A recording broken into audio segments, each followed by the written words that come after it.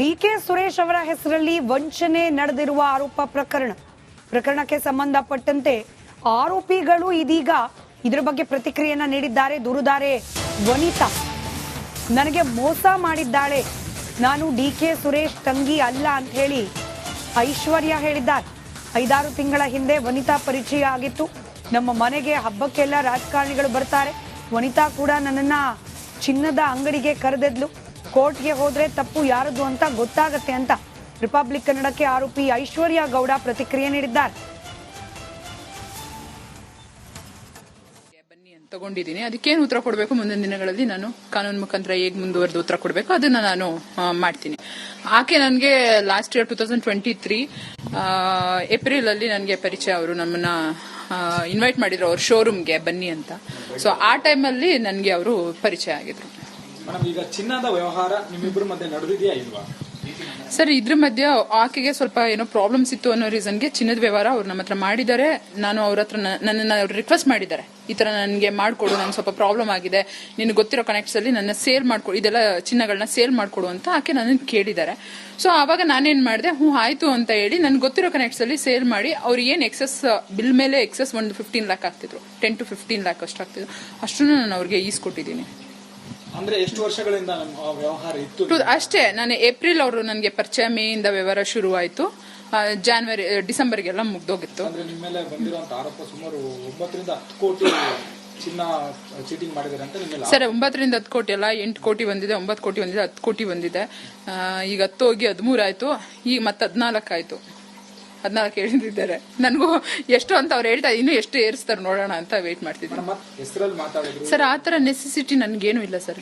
ಈಗ ಜನಗಳು ನಾನು ಡಿ.ಕೆ. ಸುರೇಶ್ ತಂಗಿ ಅಂತ ನನ್ನ ಯಾರು ಗುರ್ತಿಡಿದು ಮಾತಾಡ್ಸಿಲ್ಲ. ಐಶ್ವರ್ಯ ಗೌಡ ಅಂತಾನೆ ನನ್ನ ಗುರ್ತಿರಿತಾರೆ, ಐಶ್ವರ್ಯ ಅಂತಾನೆ ಮಾತಾಡಿಸ್ತಾರೆ.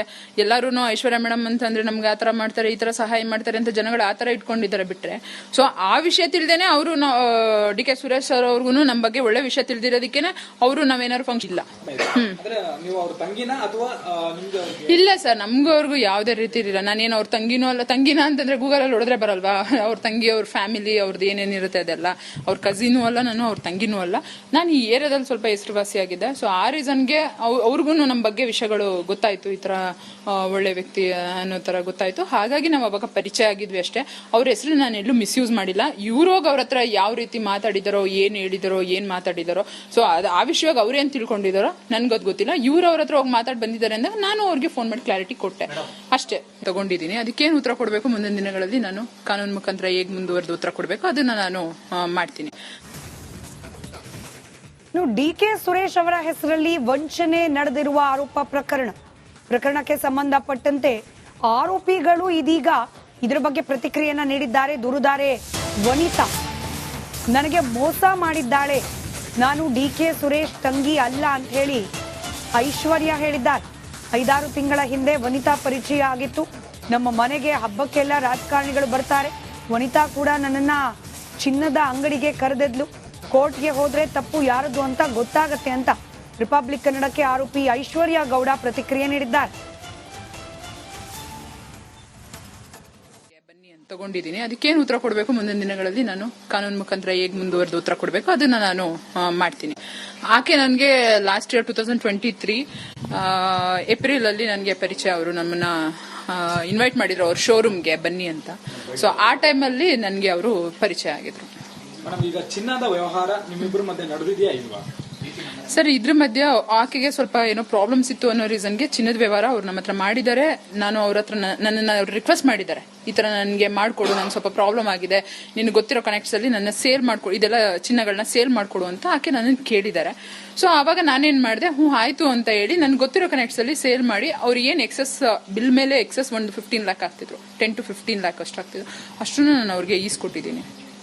ಅಂದ್ರೆ ಎಷ್ಟು ವರ್ಷಗಳಿಂದ ವ್ಯವಹಾರ ಇತ್ತು? ಅಷ್ಟೇ, ನಾನು ಏಪ್ರಿಲ್ ಅವರು ನನಗೆ ಪರಿಚಯ, ಮೇ ಇಂದ ವ್ಯವಹಾರ ಶುರು ಆಯ್ತು, ಜಾನ್ವರಿ ಡಿಸೆಂಬರ್ಗೆಲ್ಲ ಮುಗ್ದೋಗಿತ್ತು. ಅಂದ್ರೆ ನಿಮ್ಮ ಮೇಲೆ ಬಂದಿರುವಂತ ಆರೋಪ ಸುಮಾರು 9 ರಿಂದ 10 ಕೋಟಿ ಚಿನ್ನ ಚೀಟಿಂಗ್ ಮಾಡಿದ್ದಾರೆ ಅಂತ ನಿಮ್ಮ ಸರ್. 9 ರಿಂದ 10 ಕೋಟಿ ಅಲ್ಲ, 8 ಕೋಟಿ ಬಂದಿದೆ, 9 ಕೋಟಿ ಬಂದಿದೆ, 10 ಕೋಟಿ ಬಂದಿದೆ.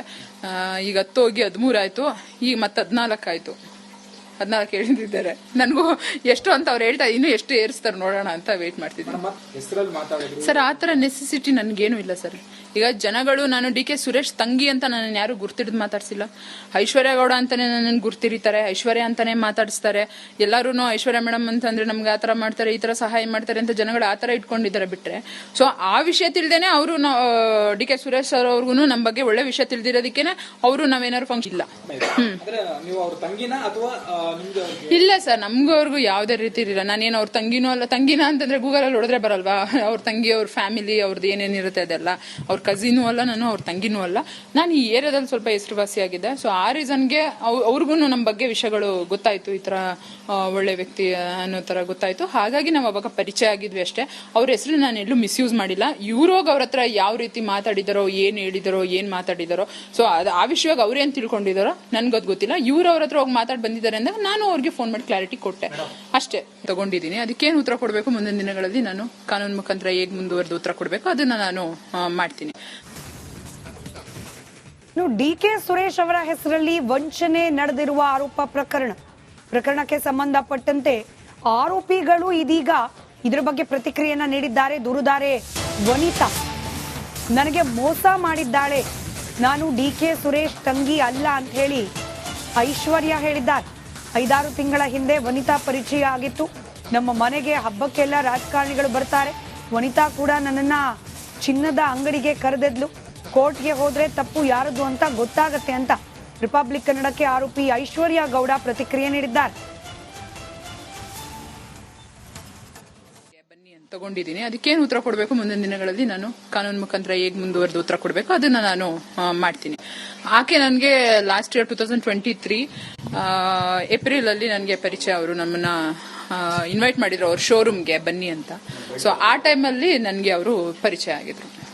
ಈಗ ಚಿನ್ನದ ವ್ಯವಹಾರ ನಿಮ್ಮಿಬ್ಬರ ಮಧ್ಯೆ ನಡೆದಿದೆಯಾ ಇಲ್ವಾ? ಸರ್, ಇದ್ರ ಮಧ್ಯೆ ಆಕೆಗೆ ಸ್ವಲ್ಪ ಏನೋ ಪ್ರಾಬ್ಲಮ್ಸ್ ಇತ್ತು ಅನ್ನೋ ರೀಸನ್ಗೆ ಚಿನ್ನದ ವ್ಯವಹಾರ ಅವ್ರು ನಮ್ಮ ಹತ್ರ ಮಾಡಿದ್ದಾರೆ.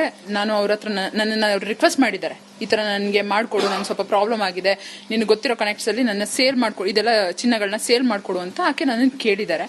ಸೊ ಆವಾಗ ನಾನೇನ್ ಮಾಡಿದೆ, ಆಯ್ತು ಅಂತ ಹೇಳಿ ನನ್ಗೆ ಗೊತ್ತಿರೋ ಕನೆಕ್ಟ್ಸ್ ಅಲ್ಲಿ ಸೇಲ್ ಮಾಡಿ ಅವ್ರು ಏನ್ ಎಕ್ಸೆಸ್ ಬಿಲ್ ಮೇಲೆ ಎಕ್ಸೆಸ್ ಒಂದು 15 lakhs ಆಗ್ತಿದ್ರು, 10 to 15 lakhs ಅಷ್ಟು ಆಗ್ತಿದ್ರು, ಅಷ್ಟನ್ನು ನಾನು ಅವ್ರಿಗೆ ಈಸ್ಕೊಟ್ಟಿದ್ದೀನಿ. ಅಂದ್ರೆ ಎಷ್ಟು ವರ್ಷಗಳಿಂದ ವ್ಯವಹಾರ ಇತ್ತು? ಅಷ್ಟೇ, ನಾನು ಏಪ್ರಿಲ್ ಅವರು ನನಗೆ ಪರಿಚಯ, ಮೇ ಇಂದ ವ್ಯವಹಾರ ಶುರುವಾಯಿತು, ಡಿಸೆಂಬರ್ಗೆಲ್ಲ ಮುಗ್ದೋಗಿತ್ತು. ಅಂದ್ರೆ ನಿಮ್ಮ ಮೇಲೆ ಬಂದಿರುವಂತ ಆರೋಪ ಸುಮಾರು 9 ರಿಂದ 10 ಕೋಟಿ ಚಿನ್ನ ಚೀಟಿಂಗ್ ಮಾಡಿದ್ದಾರೆ ಅಂತ ನಿಮ್ಮ ಮೇಲೆ. ಸರ್, 9 ರಿಂದ 10 ಕೋಟಿ ಅಲ್ಲ, 8 ಕೋಟಿ ಬಂದಿದೆ, 9 ಕೋಟಿ ಬಂದಿದೆ, 10 ಕೋಟಿ ಬಂದಿದೆ. ಈಗ 10 ಹೋಗಿ 13 ಆಯ್ತು, ಈಗ ಮತ್ತೆ 14 ಆಯ್ತು. 14 ಹೇಳಿದ್ದಾರೆ. ನನಗೂ ಎಷ್ಟು ಅಂತ ಅವ್ರು ಹೇಳ್ತಾ, ಇನ್ನು ಎಷ್ಟು ಏರಿಸ್ತಾರೆ ನೋಡೋಣ ಅಂತ ವೇಟ್ ಮಾಡ್ತಿದ್ದೀನಿ. ಸರ್, ಆ ತರ ನೆಸೆಸಿಟಿ ನನ್ಗೇನು ಇಲ್ಲ ಸರ್. ಈಗ ಜನಗಳು ನಾನು ಡಿ ಕೆ ಸುರೇಶ್ ತಂಗಿ ಅಂತ ನನ್ನ ಯಾರು ಗುರ್ತಿಡ್ದು ಮಾತಾಡ್ಸಿಲ್ಲ. ಐಶ್ವರ್ಯ ಗೌಡ ಅಂತಾನೆ ನನ್ನ ಗುರ್ತಿರಿತಾರೆ, ಐಶ್ವರ್ಯ ಅಂತಾನೆ ಮಾತಾಡಿಸ್ತಾರೆ. ಎಲ್ಲಾರು ಐಶ್ವರ್ಯ ಮೇಡಮ್ ಅಂತಂದ್ರೆ ನಮ್ಗೆ ಆತರ ಮಾಡ್ತಾರೆ, ಈ ತರ ಸಹಾಯ ಮಾಡ್ತಾರೆ ಅಂತ ಜನಗಳು ಆತರ ಇಟ್ಕೊಂಡಿದ್ದಾರೆ ಬಿಟ್ರೆ. ಸೊ ಆ ವಿಷಯ ತಿಳ್ದೇನೆ ಅವರು ಡಿ ಕೆ ಸುರೇಶ್ ಸರ್ ಅವ್ರಿಗೂ ನಮ್ಮ ಬಗ್ಗೆ ಒಳ್ಳೆ ವಿಷಯ ತಿಳಿದಿರೋದಕ್ಕೇನೆ ಅವರು ನಾವೇನಾದ್ರು ಫಂಕ್ಷನ್ ಇಲ್ಲ. ಇಲ್ಲ ಸರ್, ನಮ್ಗೂ ಅವ್ರಿಗೂ ಯಾವ್ದೇ ರೀತಿ ಇರಲಿಲ್ಲ. ನಾನೇನು ಅವ್ರ ತಂಗಿನೂ ಅಲ್ಲ. ತಂಗಿನ ಅಂತಂದ್ರೆ ಗೂಗಲ್ ಅಲ್ಲಿ ಹೊಡೆದ್ರೆ ಬರಲ್ವಾ, ಅವ್ರ ತಂಗಿ ಅವ್ರ ಫ್ಯಾಮಿಲಿ ಅವ್ರದ್ದು ಏನೇನಿರುತ್ತೆ ಅದೆಲ್ಲ. ಅವ್ರ ಕಸಿನೂ ಅಲ್ಲ, ನಾನು ಅವ್ರ ತಂಗಿನೂ ಅಲ್ಲ. ನಾನು ಈ ಏರಿಯಾದಲ್ಲಿ ಸ್ವಲ್ಪ ಹೆಸರುವಾಸಿಯಾಗಿದ್ದೆ. ಸೊ ಆ ರೀಸನ್ಗೆ ಅವ್ರಿಗೂ ನಮ್ಮ ಬಗ್ಗೆ ವಿಷಯಗಳು ಗೊತ್ತಾಯ್ತು, ಈ ತರ ಒಳ್ಳೆ ವ್ಯಕ್ತಿ ಅನ್ನೋ ತರ ಗೊತ್ತಾಯ್ತು. ಹಾಗಾಗಿ ನಾವು ಅವಾಗ ಪರಿಚಯ ಆಗಿದ್ವಿ ಅಷ್ಟೇ. ಅವ್ರ ಹೆಸರು ನಾನು ಎಲ್ಲೂ ಮಿಸ್ಯೂಸ್ ಮಾಡಿಲ್ಲ. ಇವ್ರೋಗ ಅವ್ರ ಹತ್ರ ಯಾವ ರೀತಿ ಮಾತಾಡಿದಾರೋ, ಏನ್ ಹೇಳಿದಾರೋ, ಏನ್ ಮಾತಾಡಿದಾರೋ, ಸೊ ಆ ವಿಷಯವಾಗಿ ಅವ್ರೇನ್ ತಿಳ್ಕೊಂಡಿದಾರೋ ನನ್ಗದ್ ಗೊತ್ತಿಲ್ಲ. ಇವ್ರು ಅವ್ರ ಹತ್ರ ಹೋಗಿ ಮಾತಾಡಿ ಬಂದಿದ್ದಾರೆ ಅಂದಾಗ ನಾನು ಅವ್ರಿಗೆ ಫೋನ್ ಮಾಡಿ ಕ್ಲಾರಿಟಿ ಕೊಟ್ಟೆ ಅಷ್ಟೇ. ತಗೊಂಡಿದ್ದೀನಿ. ಅದಕ್ಕೇನು ಉತ್ತರ ಕೊಡಬೇಕು ಮುಂದಿನ ದಿನಗಳಲ್ಲಿ ನಾನು ಕಾನೂನು ಮುಖಾಂತರ ಹೇಗೆ ಮುಂದುವರೆದು ಉತ್ತರ ಕೊಡಬೇಕು ಅದನ್ನ ನಾನು ಮಾಡ್ತೀನಿ.